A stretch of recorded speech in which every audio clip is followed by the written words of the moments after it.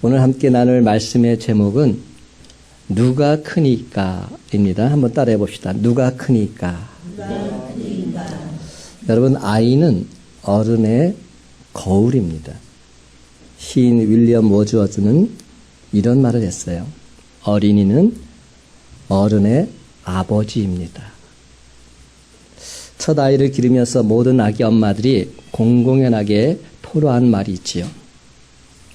내가 아이를 낳아서 길러보니까 이제 부모 마음 알겠다고. 여기서 한 걸음 더 나아가서 아이를 길러보면 부모 마음뿐만 아니라 하나님 아버지의 마음까지도 알게 되는 겁니다. 내 자식이 속을 썩일 때 내가 하나님 앞에 얼마나 속 썩이는 자녀였던지를 알게 되지요. 반면에 자식들이 날 행복하게 해줄 때 날 보고 하나님이 얼마나 행복해 하실까 깨닫게 됩니다. 그 반대로 자식 문제로 입을 뒤집어 쓰고 울 때 나 때문에 하나님께서 얼마나 가슴 아파하셨을까 느끼게 됩니다. 부모에게 있어서 자식은 참으로 신비스러운 존재를 할 수 있어요. 세상 장사 가운데 가장 손해보는 장사가 자식 농사라고 하지요. 부모는 자식에게 거둘 것 계산하지 않고서 한없이 시간과 정성과 물질을 쏟아붓습니다.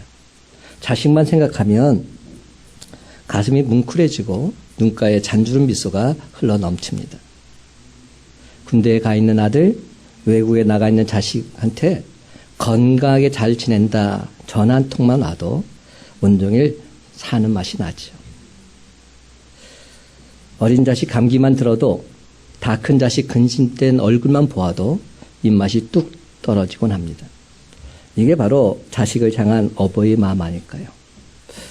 어제 어린이날이었잖아요. 근데 저는 이제 애들이 이제 다 커서 없어요. 그래서 좀 적적하던 차에 딱 핸드폰을 보니까 딸아이한테서 전화가 와 있었어요. 그래서 기쁜 마음으로 딱 전화를 했더니 우리 딸아이가 하는 말이 뭔지 알아요? 아빠 잘못 걸었어. 그래서 실수로 잘못 눌렀다는 겁니다. 그런데도 좋았어요. 그런데도 딸아이랑 대화를 나누면서 지금 어디 가 있냐 했더니 지금 사위랑 경주에 가 있대요. 그래서 경주를 지금 재밌게 보고 있다고 그런 얘기를 하면서 통화를 할 때 어떤 생각이 들었느냐.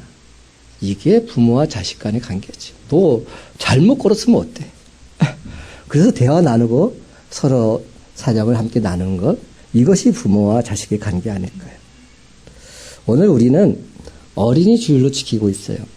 세상 그 무엇 그 누구보다 여러분의 자식이 가장 귀하다고 여기지 않으십니까? 내 자식이 가장 귀하게 느껴지죠. 그런데 한 교육학자는 요즘 부모들이 떡을 달라는 아이에게 돌을 주고 생선을 달라는 아이에게 뱀을 주고 있다 한탄했습니다. 자기를 좀 안아달라는 그 아이에게 텔레비전 스위치를 켜줍니다. 보라는 거예요. 같이 놀아달라고 하는 아이에게 요즘 최신 유행하는 게임기를 사주면서 재밌게 놀라고 말합니다. 뛰어다니고 싶어하는 아이를 억지로 피아노 앞에 앉혀놓습니다. 마음껏 장난치고 싶어하는 아이를 봉고차에 태워서 컴퓨터 학원으로, 미술 학원으로, 영어 학원으로 보내곤 합니다. 함께 식탁에 둘러앉아 밥을 먹고 싶어하는 아이에게 중국집 전화번호를 알려주면서 짜장면 잘 사 먹어 이렇게 말하지요. 교회 문 두드리고 싶어하는 아이에게 너는 지금 교회 갈 때가 아니야. 공부할 때야. 독서 실문을 두드려야 돼. 이렇게 말하고 있어요. 여러분, 이 어찌 떡을 달라는 아이에게 돌을 주고 생선을 달라는 아이에게 뱀을 주는 세상이 아니겠습니까?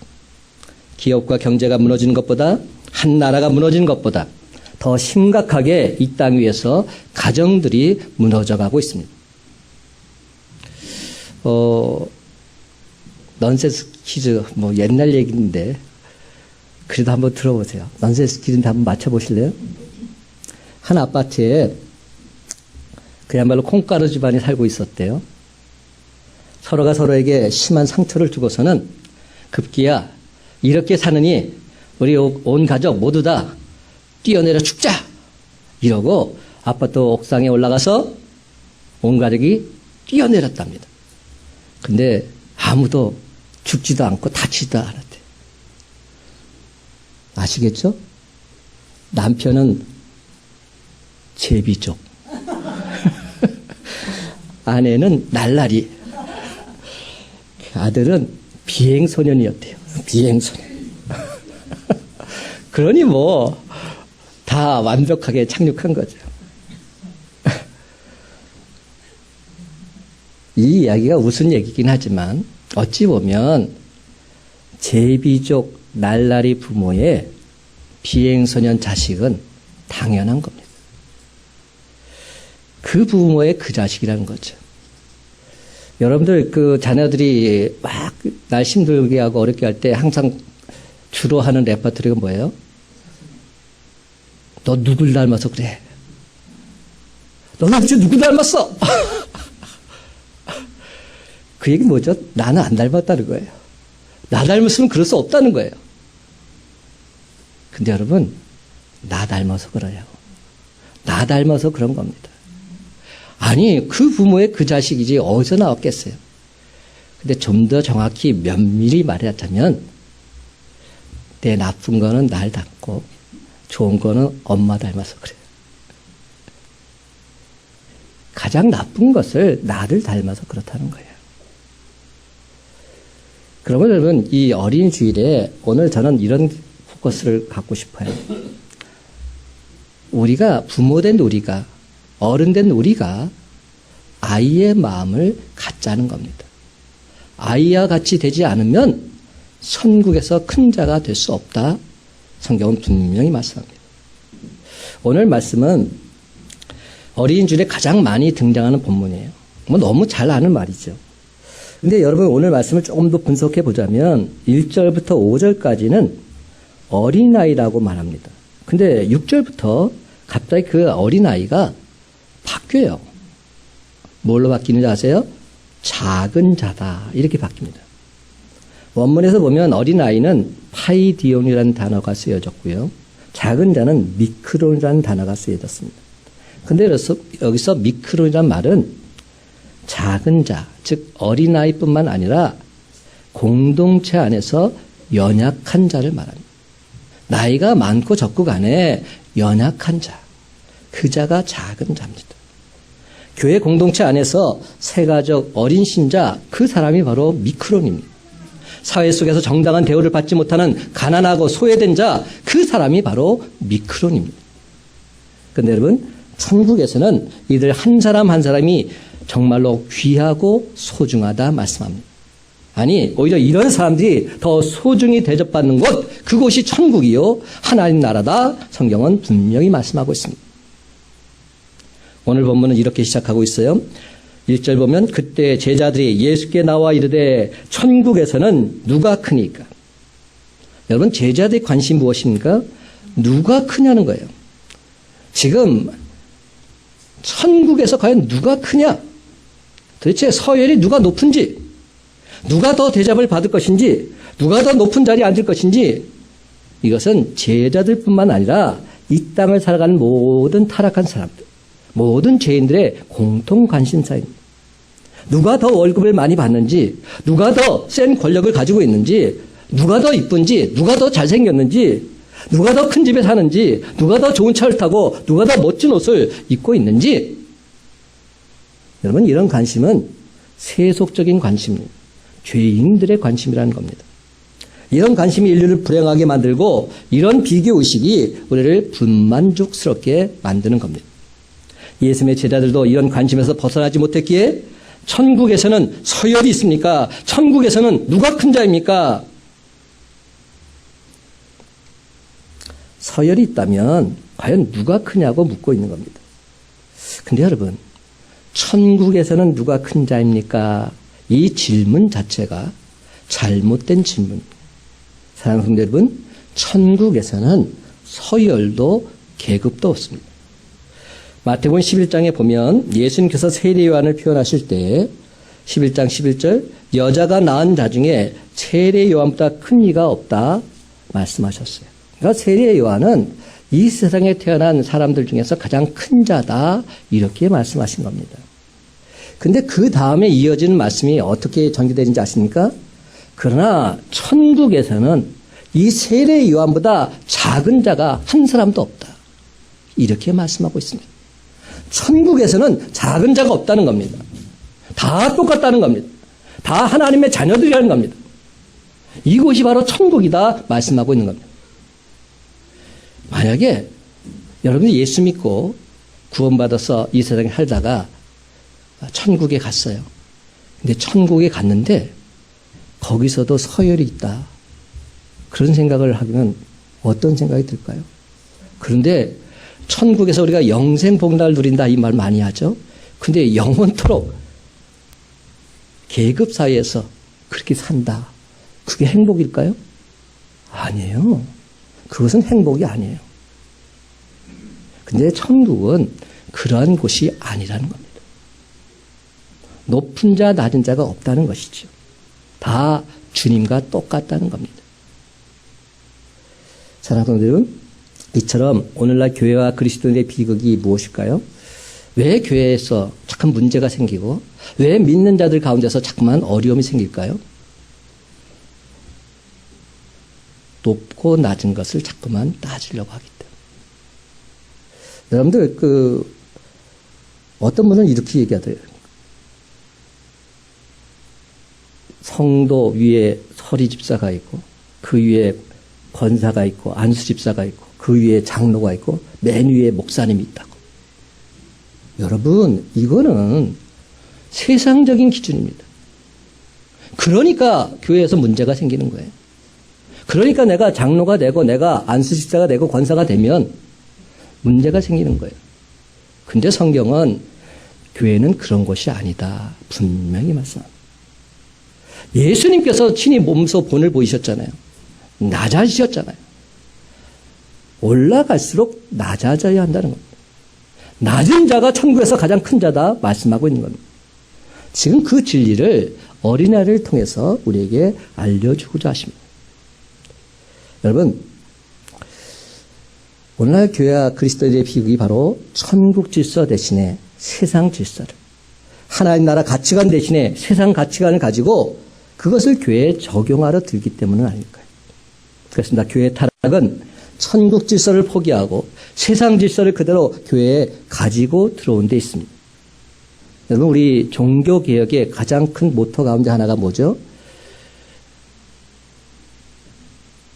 칼빈이 외쳤던 만인 제사장설입니다. 모두가 다 제사장이라는 겁니다.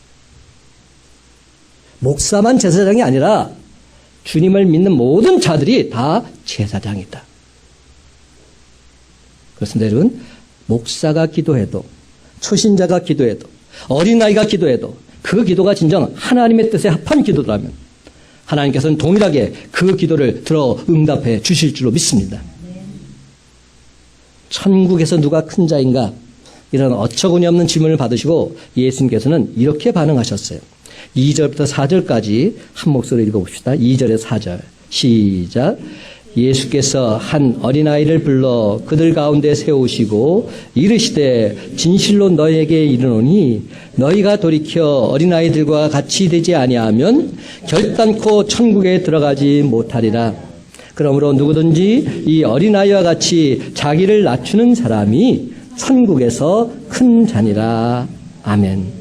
그리고 누구든지 이 어린아이처럼 자기를 낮추는 사람이 진정 천국에서 큰 자다 말씀합니다. 근데 여러분, 이것을 주님께서 강조하실 때 굉장히 강조하세요. 그냥 평범하게 말씀하지 않으세요. 2절부터 4절까지 보면서 강조 표현이 두 번 나오는데 진실로라는 표현이 나옵니다. 진실로 너에게 이르노니. 그냥 이르는 게 아니라 진실로 이른다는 거예요. 그러다가 또 한마디 더 붙입니다. 결단코 천국에 들어가지 못하리라. 진실로, 결단코. 왜 예수님께서 이렇게 강조하실까요? 정말로 중요하기 때문에. 강조에 또 다른 강조를 붙이고 있습니다. 여기서 중요한 말은 어린아이가 중요한 것이 아니라 어린아이와 같이 되는 것. 이것이 중요하다는 것. 어린아이처럼 되는 것. 이는 계급과 서열이 중요하지 않음을 뜻하고 있습니다. 하나님 나라 계급과 질서는 늘 겸손함, 낮아짐 이것만 있을 뿐입니다. 그러면 주님께서 그들을 높여주신다는 것. 그렇다면 여러분, 예수님께서 천국에서 큰 자라고 말씀하신 어린아이들과 같은 자, 과연 어떤 자들을 말할까요? 어떤 삶을 살아야 어린아이들 같은 자라고 말씀하고 계실까요? 첫 번째로 우리가 발견할 수 있는 것은 연약한 자를 영접하는 사람입니다. 연약한 자를 받아주는 사람. 한번 따라해 봅시다. 연약한 자를 영접하는 사람. 연약한 자를 있는 모습 그대로 받아주는 그 사람이 천국에서 큰 자다 말씀하고 있는 거예요. 여러분, 천국엔 계급도 서열도 없지만 큰 자의 모습이 있다고 하시면서 5절처럼 말씀해 주십니다. 5절 말씀 함께 있습니다. 시작. 또 누구든지 내 이름으로 이런 어린아이 하나를 영접하면 곧 나를 영접함이니. 여러분이 진정 천국에서 큰 자가 되기를 원한다면 연약한 자를 영접하라고 말씀하십니다. 특별히 어린아이를 천국 백성으로 영접하라는 겁니다. 그렇다면 주의 이름으로 영접하라는 이 말씀 과연 무슨 뜻일까요? 바로 여기에 천국에서 서로를 어떻게 대해야 하는지 비밀이 숨겨져 있습니다. 자식들은 부모를 대할 때 주님처럼 대해야 합니다. 주님을 대신한 존재가 내 부모이기 때문에 그렇다는 거죠. 또한 부모는 자식을 천사처럼 대해야 합니다. 하늘의 천사를 내게 선물로 보내준 것이기 때문에. 교회에서 목사는 교인을 천사처럼, 교인은 목사님을 주님처럼 대할 수 있어야 합니다. 여러분, 이 비밀을 깨닫지 못하기 때문에 서로가 서로에게 실망하고 상처를 주게 되는 겁니다. 마태복음 10장에 보면 재미있는 표현이 하나 나옵니다. 41절 상반절에 보면 선지자의 이름으로 선지자를 영접하는 자는 선지자의 상을 받을 것이라. 즉 하나님의 일을 감당한다는 것 때문에 선지자를 선지자로 영접하게 되면 그가 하나님 나라에 갔을 때 그 또한 선지자와 동일한 상을 받게 될 것이라는 겁니다. 그렇습니다, 여러분. 내 아이는 하나님이 보내주신 아이니까, 내 자식은 하나님이 선물로 주신 천사니까, 나를 믿고 내 가정에 맡겨주신 존귀한 존재니까 그 아이를 주님처럼 대하고 양육하게 되면 우리도 주님과 똑같은 상을 받게 될 줄로 믿습니다.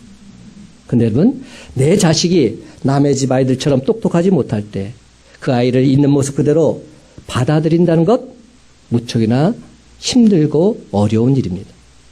남의 집 아이들은 다 건강한데 우리 집에 있는 장애아이 때문에 마음이 아플 때 그를 주님의 마음으로 진정 사랑하고 돌본다는 것 얼마나 힘들고 어려운 일인지 모릅니다. 눈물겨운 일입니다. 여러분, 원하지 않았는데 우리 집에 문제가 생겨나서 헝클어진 머리채를 부둥켜 안고서 함께 엉엉 울어야 하는 순간이 있을 수도 있습니다. 그러나 하나님께서는 그 순간에도 그를 영접하라, 그를 받아주라 말씀합니다. 있는 그대로 그를 위해서 기도하고 그를 축복하라고 하십니다. 보스턴에 앤이라는 작은 소녀가 살고 있었어요. 이 아이는 눈이 보이지 않는 맹인이었습니다. 게다가 정신질환까지 겹쳐서 정신병동에 입원해 있었지요. 세상에서 버려진 아이처럼 그렇게 보였습니다. 부모조차 그 아이를 찾아오지 않았습니다. 그런데 어느 날 나이든 자원봉사자 한 분이 이 애니에게 특별한 관심을 보이기 시작했습니다. 그의 따뜻한 사랑에 감동이 되었는지 6개월쯤 그 아이를 돌봐 주었을 때 그 아이의 마음문이 활짝 열리게 되었죠. 그리고 점점 병세가 좋아져서 마침내 태어나게 되었고 맹학교에 들어가서 6년 동안 열심히 공부를 했습니다. 그리고는 한 신문사의 도움으로 개안 수술을 받아서 눈을 뜨게 되었죠. 어느 날 신문에 보니까 보지 못하고 듣지 못하고 말하지 못하는 삼중고에 시달리는 아이가 한 명 있는데 이 아이를 돌봐줄 사람이 필요하다는 광고가 실린 겁니다. 신문사의 도움으로 눈을 뜬 것도 감사하고 나이든 자원봉사의 사랑도 너무나도 고마워서 나보다 어려운 사람을 반드시 도와주어야지 생각하고 있던 차에 그는 흔쾌히 자원을 했습니다. 그리고 그 아이 곁에서 함께 먹고 자기를 48년. 마침내 그 아이는 인류 역사에 위대한 업적을 남긴 헬렌 켈러 여사로 성장하게 되었지요. 빅토리아 여왕이 헬렌 켈러 여사에게 영국 최고의 훈장을 수여하면서 당신처럼 모든 불리한 조건을 가진 사람이 어떻게 이렇게 엄청난 업적을 이룰 수 있었습니까? 물었습니다. 그러자 헬렌 켈러 여사 조금도 망설이지 않고 이렇게 말했어요. 나에게는 애니가 있었습니다. 나에게는 애니가 있었습니다. 그렇습니다. 삼중고의 고통을 있는 그대로 받아준 애니가 있었기에 헬렌 켈러가 이 땅에서 존귀하게 쓰임받을 수 있었던 겁니다. 사랑하는 성도 여러분, 어린아이와 같이 작고 연약한 자를 주님처럼 천사처럼 긍휼히 여기는 마음으로 포근하게 감싸 안아줄 때 주님의 놀라운 은혜와 축복이 임하게 될 줄 믿으시기 바랍니다. 천국에서 진정 큰 자는 두 번째로 연약한 자를 보호해 주는 사람이에요. 한번 따라해 볼까요? 연약한 자를 보호하는 사람. 여러분, 연약한 자를 실족하게 하지 않는 삶, 이게 보호하는 거죠. 좀 더 적극적으로 말하자면 연약한 자를 보호할 뿐만 아니라 양육해 주는 삶, 여기까지 가는 것을 말합니다. 10절에 재미있는 한 단어가 나오는데 그들의 천사들이다, 이런 말이 나옵니다. 스스로 자신을 지킬 수 없는 연약한 자를 보호하기 위해서 하나님께서 수호 천사를 보내주신다는 말씀입니다. 기억하시기 바랍니다. 우리가 가정 안에서 혹은 사회 속에서 부족하고 연약한 자들 돌보고 지킬 때에 저와 여러분이 바로 수호 천사가 되는 겁니다. 그렇습니다. 우리가 가정에서 우리 연약한 아이들 하나님의 뜻대로 잘 양육해 나갈 때에 우린 진정 하늘의 존재 천사가 될 수 있는 겁니다. 교회 공동체 안에서 어리고 연약한 가족들을 잘 섬기고 양육할 때 우리는 교회 공동체의 수호 천사가 되어 그들을 이끌 수 있게 되는 것이지. 우리 주변에 가난하고 연약한 자, 장애인들을 섬기며 나갈 때 우리 모두는 이 세상의 천사가 되는 겁니다. 그러나 그 반대로 우리가 그 천사 역할을 잘 감당하지 못함으로 인해서 그들이 실족하게 된다면 우리는 천사가 아니라 악마가 되는 겁니다. 6절 말씀이 그러한 내용이에요. 6절 말씀 우리 함께 읽어볼까요? 시작. 누구든지 나를 믿는 이 작은 자 중 하나를 실족하게 하면 차라리 연자 맷들이 그 목에 달려서 깊은 바다에 빠뜨려지는 것이 나으니라. 얼마나 강력한 말씀입니까? 저 또한 목회를 하면서 가끔 실족할 때가 있었습니다. 그런데 이 본 말씀을 다시 묵상하는 가운데 하나님께서 저에게 주신 마음이 있었어요. 이대성 목사야, 너 지금 마음이 실족해 있다고 했지? 그런데 너로 인해서 실족한 사람도 얼마나 많은지 모른단다. 네 설계에 상처받은 사람도 있단다. 네 사랑을 받지 못해서 오해한 사람도 있단다. 오늘 시간 저는 그런 분들에게 정중하게 용서를 구하고 싶습니다. 그렇습니다, 여러분. 우리 교회에서 지금까지 신앙생활을 해온 가운데 부족한 종으로 인해서 종의 잘못된 언행으로 인해서 상처받고 실족한 분이 계시다면 주님의 넓은 마음으로 저 이대성 목사 용서해 주시기를 간곡하게 부탁드립니다. 사랑하는 성도 여러분, 설이나 추석 명절 또 부모님 생신 때가 되면 온 가족이 한 자리에 모이지요. 그런데 그때마다 언제나 가족의 중심은 아이들이었음을 기억합니다. 아이들 때문에 오랜만에 온 가족이 웃게 되는 것 같아요. 가족 공동체에서는 온 가족의 눈길이 온통 아이들에게 집중되어 있습니다. 그러다 보니 아이들 이야기로 웃음꽃을 피우는 경우를 흔하게 보게 됩니다. 가족 공동체와 마찬가지로 교회 공동체도 똑같습니다. 교회 공동체가 성경 지식을 자랑하는 곳이 아니죠. 자신의 영적인 성수 뽐내는 곳도 아닙니다. 교회 공동체는 성숙한 사람이 연약한 사람을 돌보고 세워주고 양육해서 나 자신보다 더 훌륭한 영적인 리더로 세워가는 곳, 그것이 교회 공동체가 되어야 합니다. 그러므로 내 주변에 연약한 자, 미크론 같은 자, 작은 자가 있을 때 그들 내가 어떻게 섬길 수 있을 것인지, 그들이 나에게서 어떤 도움을 필요로 하는지 그들을 위해서 기도하면서 그들을 보호해주는 저와 여러분 되시길 간절히 바랍니다. 그렇습니다, 여러분. 교회 공동체에서 나 자신을 드러내기보다는 연약한 자, 작은 자를 온전히 세워주고 양육하고자 그를 위해서 기도하고 끝까지 섬기고 끝까지 보살펴주는 저와 여러분의 삶이 다 되시기를 예수님의 이름으로 간절히 축원합니다. 천국에서 진정 큰 자의 모습은 세 번째가 더 중요한데요. 첫 번째 모습이 뭐라고 그랬죠? 영접하는 자. 받아줘야 된다고 그랬어요. 두 번째는 그를 받아주고 보호해 줘야 된다. 감싸 안아줘야 돼요. 연약하니까. 근데 세 번째가 더 중요합니다. 그를 축복해 줘야 돼요. 축복하노라. 연약한 자를 축복하는 사람이 될 때 그 사람이 진정 천국에서 큰 자다 말씀하고 있어요. 한번 따라 합시다. 연약한 자를 축복하는 사람. 여러분, 성경과 기독교 역사 속에서도 믿음의 사람들은 연약한 자들인 자녀들에게 평소에도 복을 빌었어요. 어떻게 했는지 아세요? 자녀들을 축복할 때 신체적인 접촉을 했다는 겁니다. 그냥 말로만 하지 않았어요.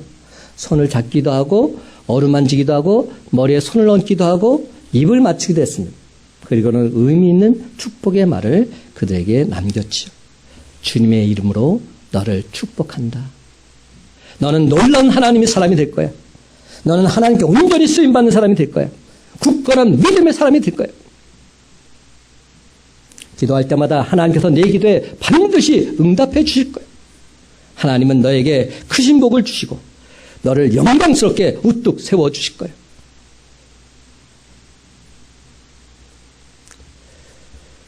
저와 여러분이 여러분의 자녀들을 향해서, 연약한 자를 향해서 이렇게 축복 기도를 할 때 얼마나 하나님께서 기뻐하실까요? 믿음의 사람들은 임종을 앞두고서도 자녀들을 한 자리에 불러놓고 이렇게 축복 기도를 했지요. 나와 함께 하신 하나님이 너희들과 함께 하시기를 원한단다. 나를 축복하신 하나님이 너희들에게도 축복하길 원한단다. 평생을 나와 동행하셨던 하나님께서 이 땅 세상 끝날 때까지 너희들과 함께 동행하기를 간절히 바라고 원한단다. 이것이 내 마지막 기도란다. 랄프 갈복이라는 사람이 쓴 가정의 축복이라는 책에 이런 말이 있습니다. 구약의 믿음의 조상들이 자손들을 축복하듯이, 목사가 교우들을 축복하듯이, 가정의 부모들은 거룩한 손을 들어서 자식을 위해서 축복해야 될 권세가 있고 의무가 있고 특권이 있다고. 사랑하는 성도 여러분, 구약성경의 영향을 받은 위대한 어머니들의 교육 방법을 주이시 마더라고 합니다. 유대인 어머니들의 교육 방법 중에 많은 내용이 있지만 이를 간단하게 요약해 보자면 이렇게 말할 수 있어요. 내 자녀를 비교급 인생으로 만들지 말고 최상급 인생으로 만들어라. 내 자녀를 비교급 인생으로 만들지 말고 최상급 인생으로 만들어라. 한마디로 남과 비교하지 말라는 것. 내 부모와 다른 부모 비교하지 말아라. 내 자식과 다른 자식 비교하지 말아라. 있는 모습 그대로 그를 축복하라. 그리고 그를 주님 앞에 온전히 올려드려라. 이런 교육을 받고 성공한 대표적인 유대인이 바로 아인슈타인이었어요. 초등학교 때부터 고등학교 때까지 성적표를 받을 때마다 항상 꼴찌였대요. 참 이러기도 쉽지 않은데 항상 꼴찌였대요. 급기야 고등학교를 졸업할 마지막 성적표에 담임선생님이 이렇게 써놨대요. 이 학생은 앞으로 무슨 공부를 하든지 공부로 성공할 것 같지는 않습니다. 공부머리가 아니라는 거예요. 이런 성적표를 받아든 엄마의 마음이 오죽했을까요?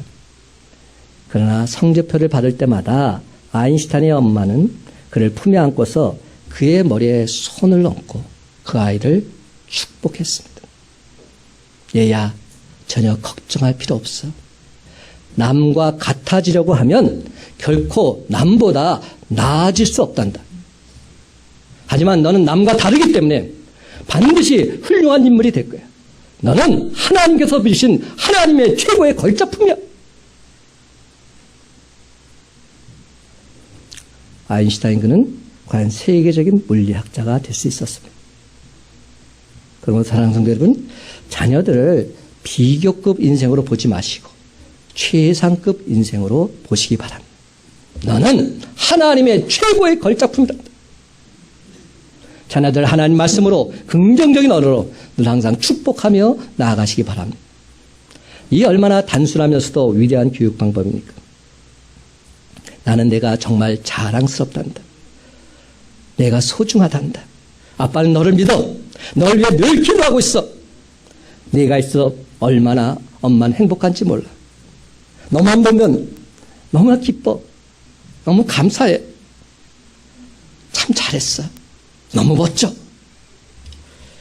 이제 내 진가가 나타나기 시작하는구나. 대단하다. 너 최고야.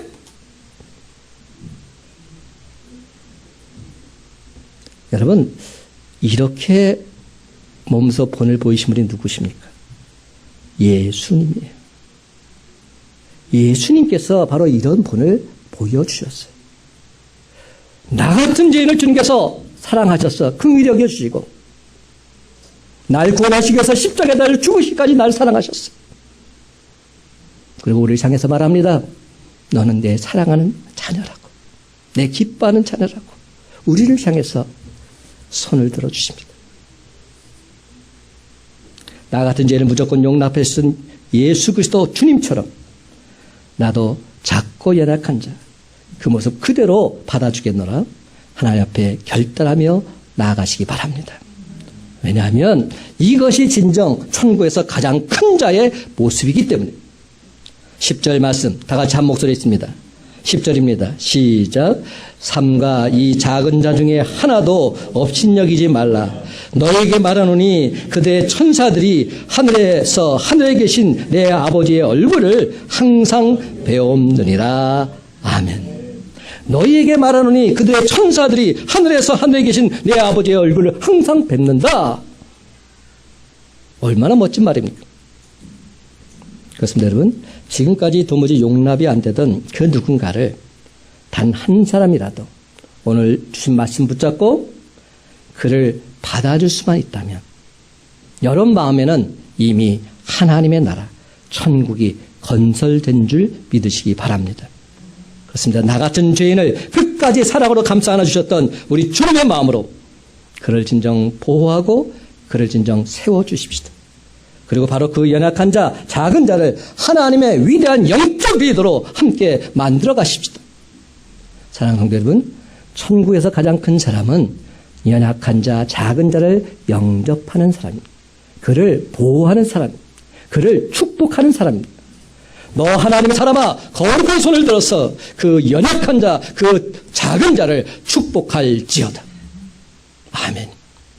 이제 말씀을 맺습니다.